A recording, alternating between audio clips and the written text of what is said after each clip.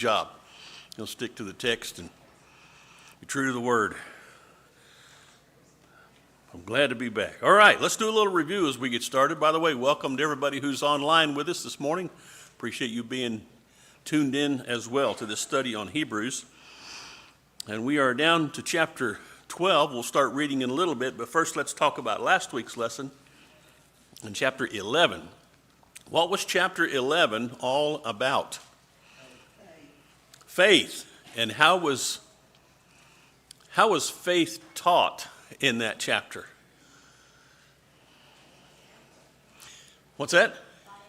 By example. A long list of people who had been faithful to God down through the ages, starting with Abel. Starting with Abel. First murder victim. Let that sink in. First murder victim. What was he murdered over? It was a matter of faith. A matter of faith. How he worshiped. And who was he murdered by? Of course, by his own brother. It's as if this tells us the way life in this world is going to be. If you put your faith in God, you try to follow him, there's going to be persecution. People are going to differ with you to the point sometimes of being willing to kill you, which was the case with his brother, and which has been the case recently in our own nation. And we're still dealing with all of that division and discord, because that's not the end of it. It all still exists. So I think it's interesting that we're talking about that now. Now, in our culture, however, what do we normally think of when we think of chapter 11? Bankruptcy. Bankruptcy. Now, I want you to notice the irony. In our culture, chapter 11 represents bankruptcy. Oh, the things have really come down to a bad situation. There's Shannon. You missed your thanks. Oh, thank you again. Appreciate your work last week. That was great. Chapter 11 represents bankruptcy in our culture, but in chapter 11 in Hebrews, we're getting the richest view of faith. There is no spiritual bankruptcy in chapter 11. Their coffers are full, but they're not full of the goods of this world. They are full of the goods of the next, full of faith, full of reverence for God, full of obedience, full of all the things that we would aspire to as followers of Jesus Christ. And so the writer gives us that list in what we now call chapter 11 of Hebrews. Now, why, at this juncture in the letter, do you suppose that's there? What's the point of the letter in the first place? How is all of this coming together? Tell me what the letter's about.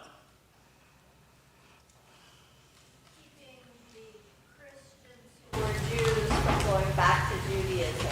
So they're being persecuted, and he's saying, but look at all these other people that you revere and what they went through, and God took care of them. He'll take care of you, but don't go back. Yes. And it's like it's nothing new when you read that, but on the other hand, it is something new because you are being introduced to the new kingdom, the new covenant that was prophesied, and all of your family and ancestors were part of the Mosaic law, and that's what they heeded, that's what they practiced, that's what they kept, that's what became the fiber of your social structure in your lives. It was all about keeping the law of Moses. And now that you've embraced Jesus, here's another irony. The one thing that the Jews looked for, the Messiah, now that he's come and people have embraced him, this is the one thing they are being rejected for. Jesus came to his own, and his own received him not. And so when we put our faith in Jesus and our lives line up with what he teaches, this world will also reject us. It shouldn't be that way, but it is, because it's the world. And I've said it before, I'll say it again. Jesus did not come to change the world. He came to save us out of it. It's like a sinking ship. You don't go to that ship to keep it from sinking. You go to that ship to get the people off of it so they can survive when the ship goes down, because this world's going down, and Jesus has come to save us out of it. What did 11 verse 3 tell us that's since been confirmed by observing the things in the universe? So take a look at 11:3. This is kind of where you guys started last week.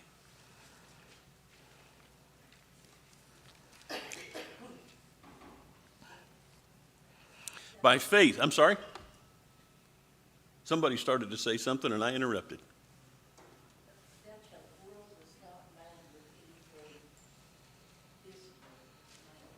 Okay. This is how it reads.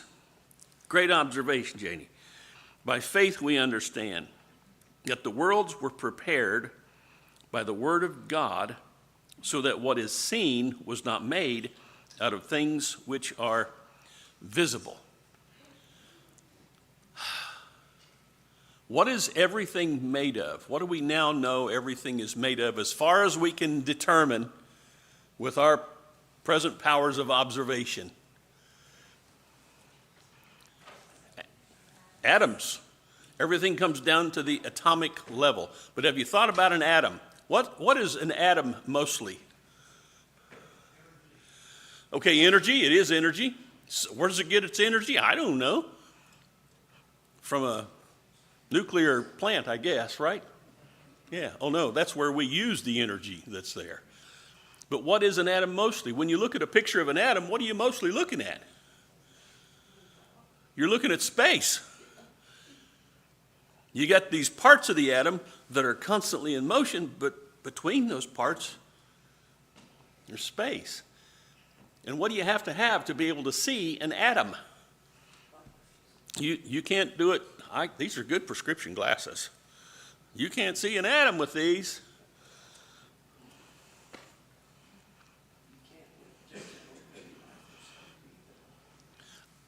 You got to have a pretty good microscope. How did the writer 2,000 years ago know to make that statement and it be perfectly accurate with regard to what we now call science?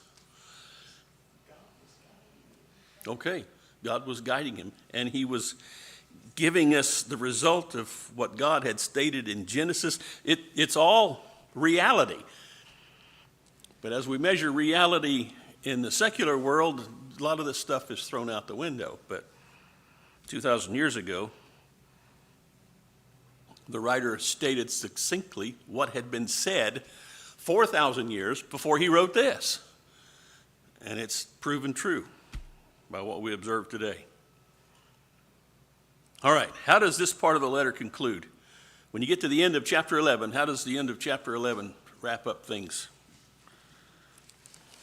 I know this is a lot of review, isn't it? Sorry. I'm trying to catch up. I've been going.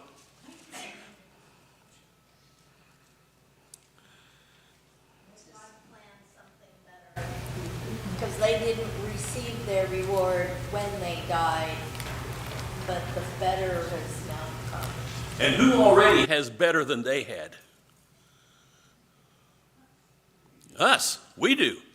And by implication, the readers of this letter could see they have better. They are benefiting from all the faith of those who've gone before to bring forward, as God brought his will forward through them in time to bring about the kingdom, and now they are in this kingdom. And he's going to talk more about that kingdom at the end of chapter 12. But that's it. Look at verse 39 and 40. And these, having gained approval through their faith, did not receive what was promised, because God had provided something better for us, so that apart from us, they would not be made perfect. And what does that word perfect mean? Complete.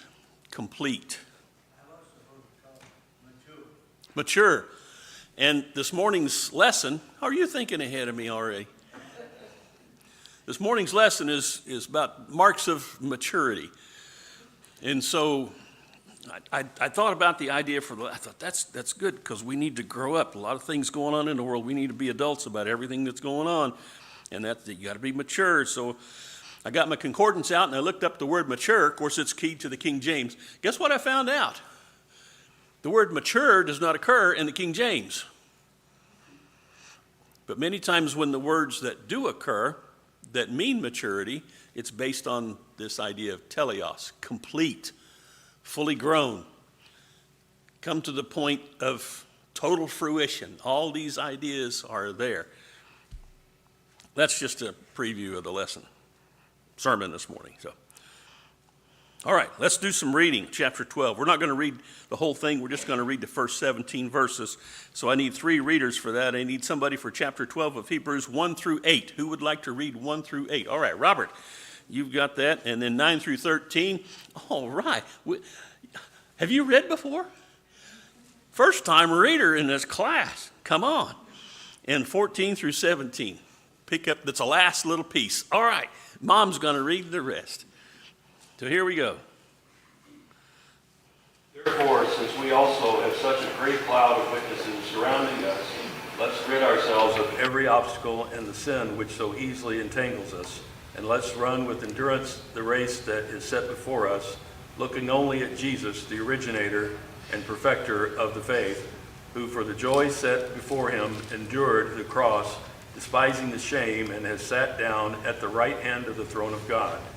For consider him who has endured such hostility by sinners against himself, so that you will not grow weary and lose heart. You have not yet resisted to the point of shedding blood in your striving against sin, and you have forgotten the exhortation which is addressed to you as sons. My son, do not regard lightly the discipline of the Lord, nor faint when you are punished by him. For whom the Lord loves, he disciplines, and he punishes every son whom he accepts. It is for discipline that you endure. God deals with you as with sons. For what son is there whom his father does not discipline? But if you are without discipline, of which all have become partakers, then you are illegitimate children and not sons. All right, Keely. 9 through 13. Furthermore, we had earthly fathers to discipline us, and we respected them. Shall we not, but rather be subject to the Father of spirits? For they disciplined us for a short time as seemed best to them, but he disciplined us for our good, so that we may share his holiness. All discipline for the moment seems not to be joyful, but sorrowful. Yet to those who have been trained by it. Afterwards, it yields the peaceful fruit of righteousness. Therefore, strengthen the hands that are weak and the feet that are feeble, and make straight paths for your feet, so that the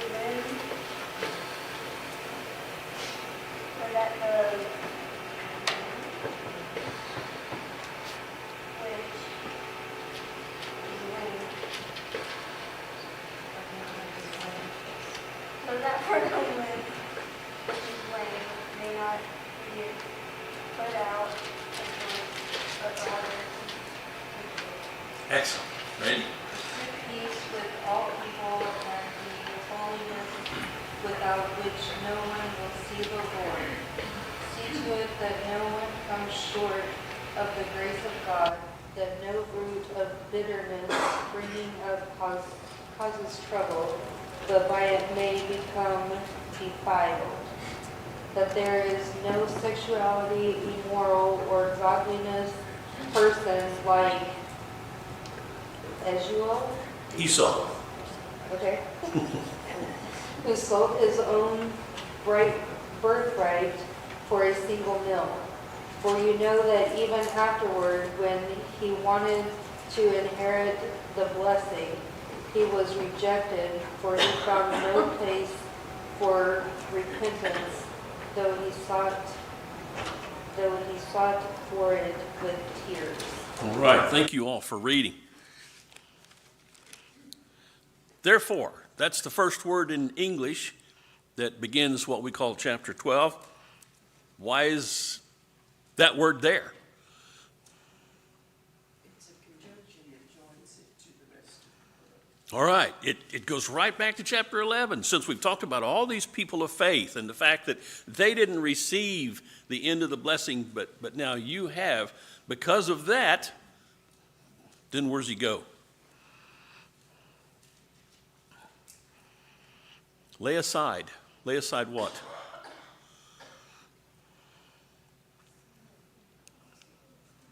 What do you lay aside? It's right there. You can read it. It's okay. That's not cheating. You lay aside every encumbrance. When's the last time you used that word? What's an encumbrance? An obstacle. It's a good word, encumbrance, but we just don't use it much. Everything that's an obstacle to you, everything that's holding you back, just like you ever walk through the woods and you get in some briars, and I've learned to carry pruners with me. I've been doing that for years when I go in the woods. Carry a pair of pruners in your pocket. It's the best thing for briars. I hate briars. Briars are a curse. Well, they literally are, aren't they? Don't let them hold you back. Carry your pruners. That's what he's telling the reader. You got something holding you back. You got something grabbing you. Get rid of that. Don't let yourself value what it is that's holding you back. Get rid of it. How many times have you cleaned house and you got stuff out and threw it in the trash or took it to the junkyard, took it down to Goodwill, and you're just so relieved when you get back, oh, all that junk's out of here. We have so much stuff. It just, I don't know why you're giggling, but there's got to be a good reason.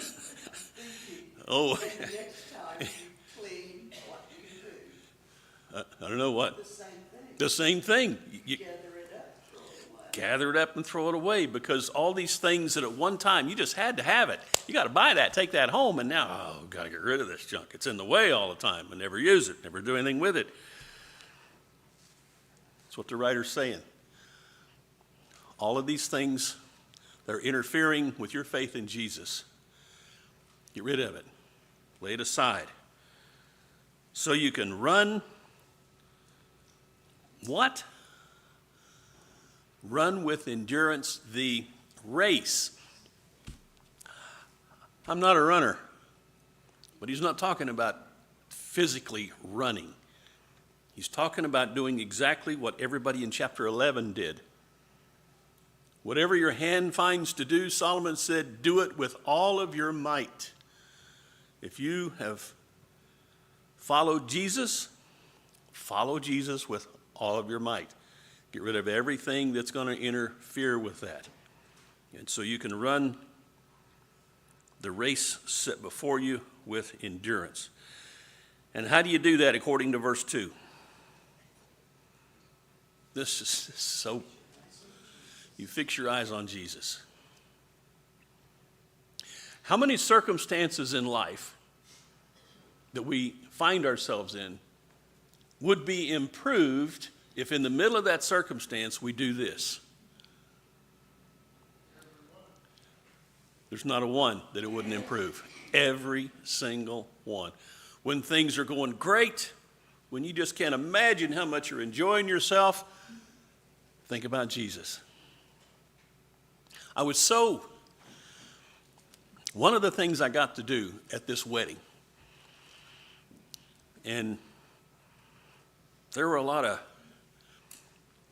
I don't mean this bad, but from a financial circumstance, you look at all the cars and the big trucks coming in. Man, that truck costs more than my house.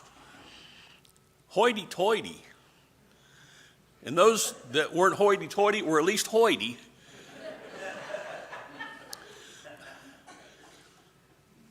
But when I got to lead the prayer for the meal after the wedding, and thank God for the food, and that we could taste the food, and that we have all this love for each other. And that's why, whatever I said, there was a rousing amen at the conclusion. That wasn't because my prayer was so great. That's because in people that were there was a level of faith that compelled them to be grateful for what we were enjoying at that point. And when we fix our eyes on Christ, everything that is good will come into clearer focus, and what we have will be more obvious to us. And the things that we could have that would be hurting us, that are not now a problem because of Jesus, everything comes to the forefront. And you're so much more aware of how singularly blessed you are by being able to focus on Christ. And with that, everything else falls into place. This world will pull us in all kinds of different directions. This word is pulling us in one direction. Focus on Jesus. No matter what you're going through, no matter what you're suffering, no matter what you're enjoying, no matter how good you've got it, no matter how difficult your day is, focus on Christ. Fix your eyes on Christ. This is what the author is telling people who are struggling to hold on to their faith in him, but it's what we need to hear for every situation in life all the time, every day. Fix our eyes on Jesus because he is the author of our faith. What's an author? He wrote it. That's how we think of an author today. He writes something. And if you find an article or a book, somebody wrote that, and Jesus wrote that, but what it really means is he's the initiator. He got it going. And what else do we use that word author for? What else is it tied to? Authority. We don't pronounce it that way, but authority. Who gave you this authority? Jesus. Before he left this earth, what did he tell the apostles? How much authority?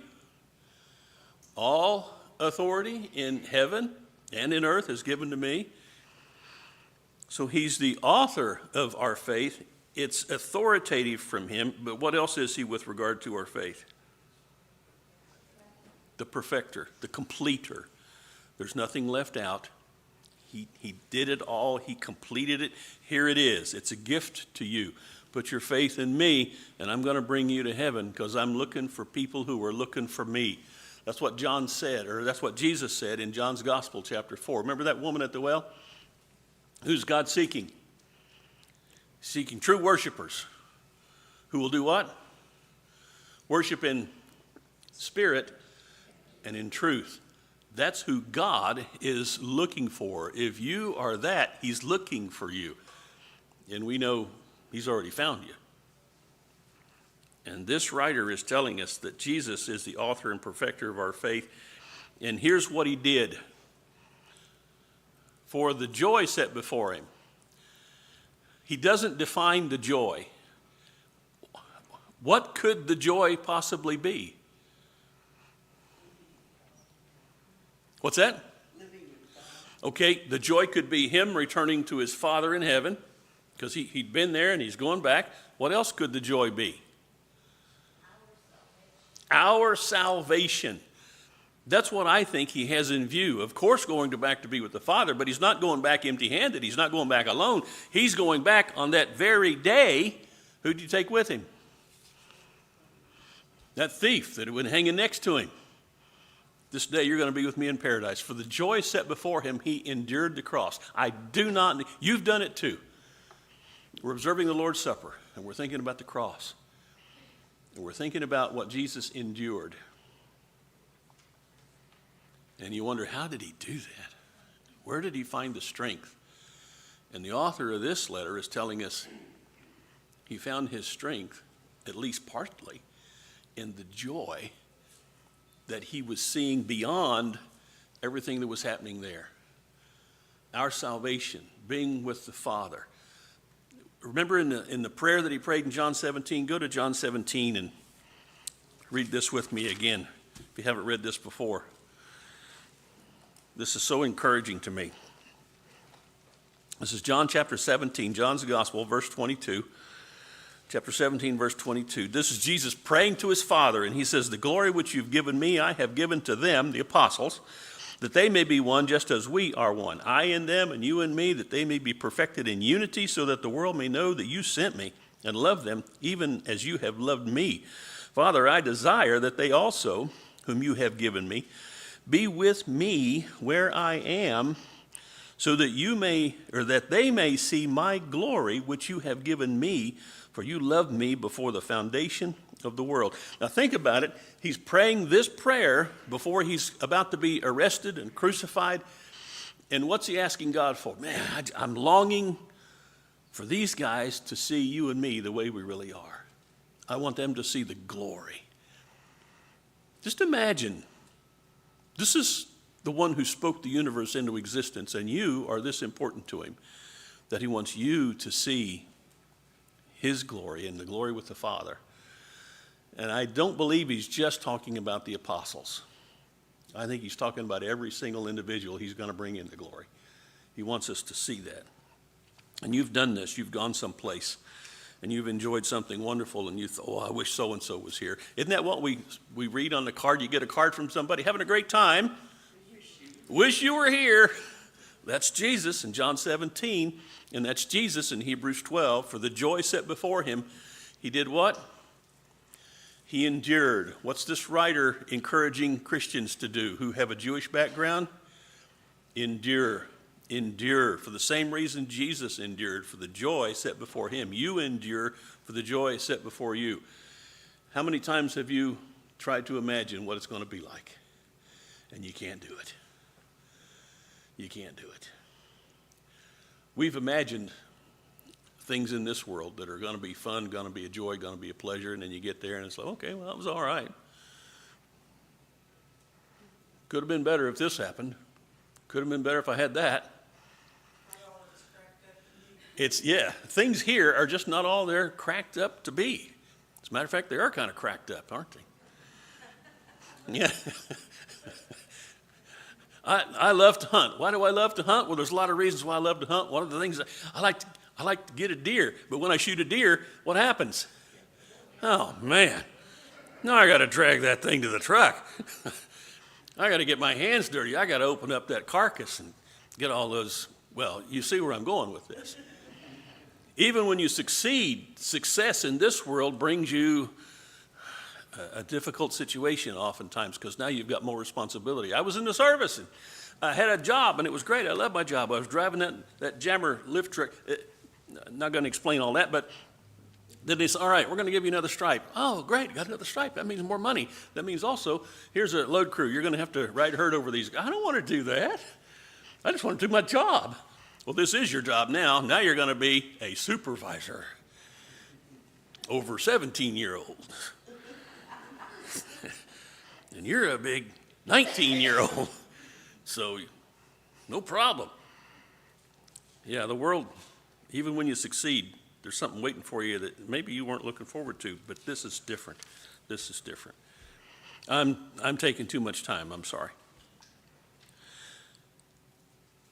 So in verse 3, the writer says, "Consider him who endured such hostility by sinners." Any hostility going on today? Oh, man. You see how relevant this is? Oh, that old Bible is so old. It's all out of date. No, this is the most relevant thing you'll ever read. "Consider him who has endured such hostility by sinners against himself, so that you will not grow weary and lose heart." Look at verse 4. "You've not yet resisted to the point of doing what?" What is he alluding to?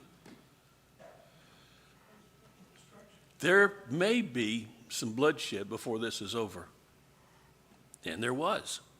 How many people do you read about in the book of Acts who were persecuted, at least thrown in prison, beaten, killed, Stephen, to die by having rocks thrown at you? You've not yet resisted the point of shedding blood, and you're striving against, oh, wait a minute, striving against what? You're not striving against those who don't believe what you believe. Your striving is against sin, That's what it comes down to. And you have forgotten the exhortation which is addressed, now this is interesting. Addressed to whom? This exhortation, the writer says, is addressed to you as sons, but where's he quoting from? He's quoting from Proverbs. Who wrote Proverbs? Solomon wrote Proverbs, and in the context of Proverbs, who does Solomon say he's writing this to? All this information. He's giving it to his son.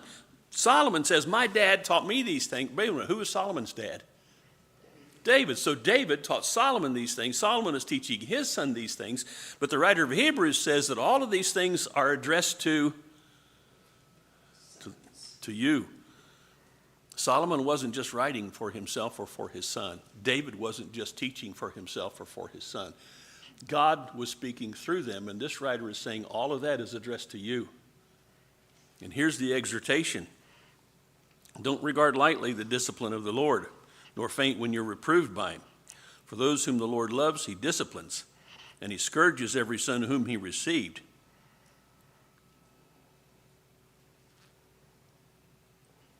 How's that sound to you? Any of you ever participate in a sports team? You probably know somebody who has, and you probably know what happens when you have a coach, especially if it's a higher level. High school, college. What does a coach make you do? Things you don't want to do. I can't wait to do sprints. Sprints are so fun. I can't wait to duck walk across that basketball court, back and forth and back and forth. What's a duck walk? Well, that's when you get down. Can't do it anymore. It's hard. It's hard. Running is hard. Push-ups are hard. Oh, not the first 25 or 50. Yeah, it's all hard. And a coach does that because he wants his players to be strong. And you run the plays, and you run the plays, and you run the plays, and you run the plays, and you run the plays, and you catch flies, and you catch flies, and you catch flies, and you catch flies, until you've been trained to do it without thinking. And how many times, if you read accounts of soldiers who've been in combat in difficult situations, what you'll hear over and over is, my training kicked in. I remembered my training. What's that mean?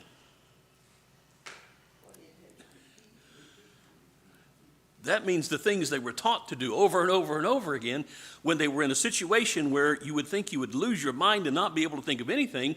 It was their training that they recalled, and they functioned according to what they had been trained to do. And the writer is saying, this is what God's discipline is. You're suffering right now? Don't discount that. Count that as a good thing. Jesus suffered. He endured for the joy set before him. He endured the cross. What are you enduring? You've not yet endured the blood. Boy, that's, wow.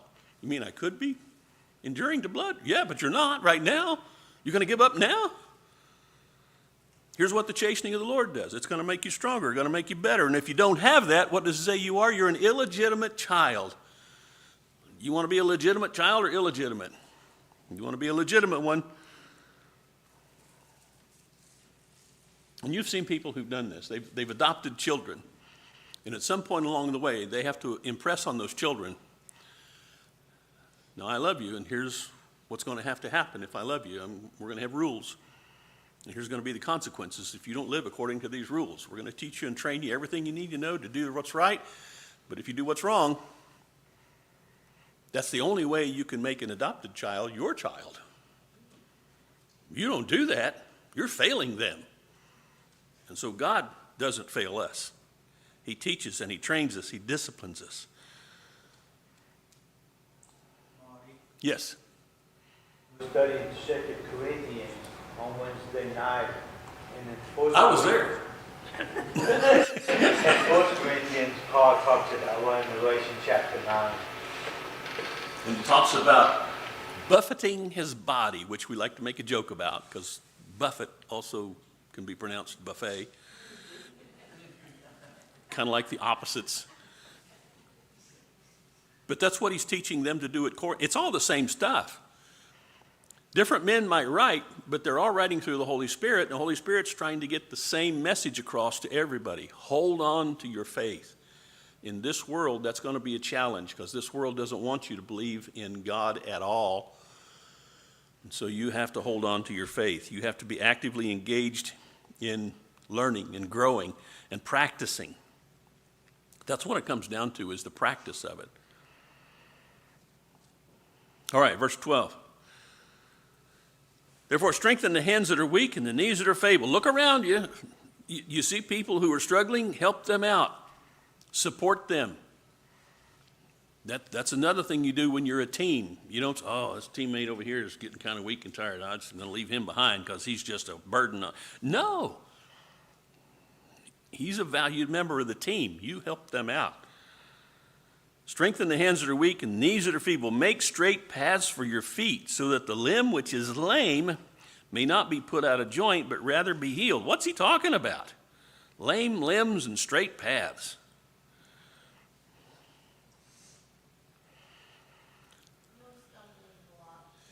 You got to think about loving them and choosing to do things that help them for yourself. Right. Not just agape love, which was very new concept. Why do we have a ramp outside? Why do we have a ramp over here? Nice, big, long concrete ramp. Why are those there? Why do we have a ramp in the back of the auditorium? There's one out on the porch, and there's one back in the auditorium. Not everybody could walk like the rest of us, so they don't really matter, because they can't walk like the rest of us. Let's just have to go somewhere else. No, they are just as valued as everyone else, and we've got to make a means to accommodate everybody because we value them. And so the writer is saying, look around you, strengthen those that are weak, and those with lame legs, make a straight path. Do this for yourself, because you've got a lame leg yourself. You're not totally all together. You're not totally with it. Focus on Christ. There's your straight path, straight to Jesus Christ. That's what he's talking about, encouraging and providing for and making everything available so that you can hold on to your faith and encourage those who might be struggling. Verse 14. Pursue peace. With who? With your brothers and sisters in Christ. Pursue peace with all men. Where's the part about striking out, lashing out, and calling down God's judgment? Pursue peace.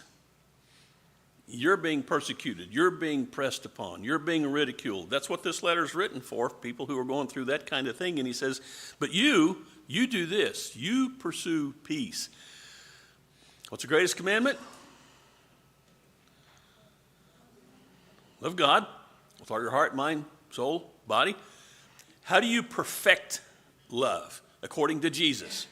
How do you complete love according to Jesus? You love who?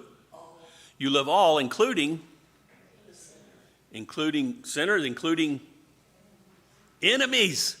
Enemies, that's personal. People who you consider your enemies, Jesus says love them. Go back to Matthew 5. This is worth looking at again, and the writer's bringing it up. Pursue peace with all men. This is what Jesus says.